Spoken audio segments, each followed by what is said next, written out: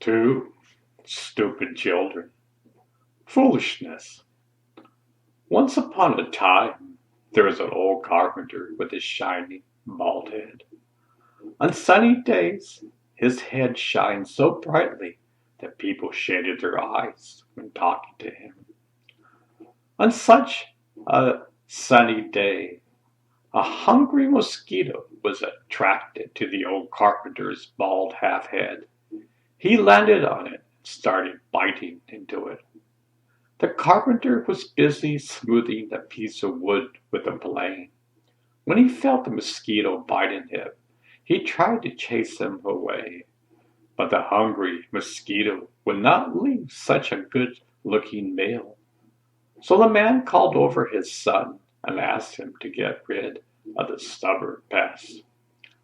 Unlike his father's shiny head, the son was not so bright, but he was hard-working and obedient.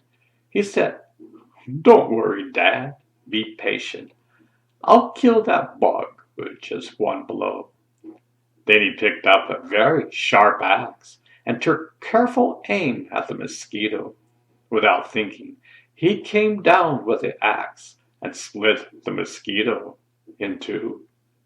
Unfortunately, after slicing through the mosquito, the axe also split the old carpenter's shiny bald head in two.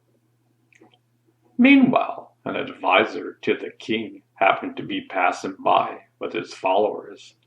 They saw what just had happened, were quickly shocked that anyone could be so stupid.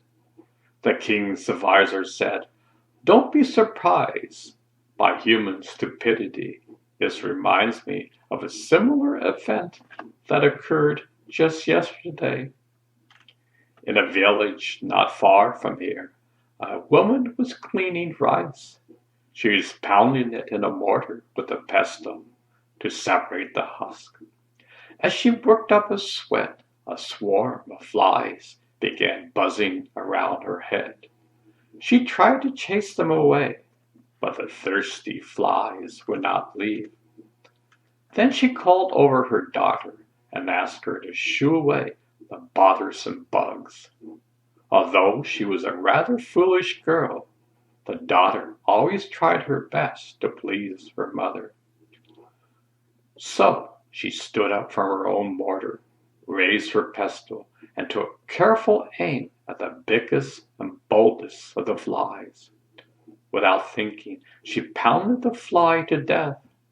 But of course, the same blow that killed the fly also ended her mother's life.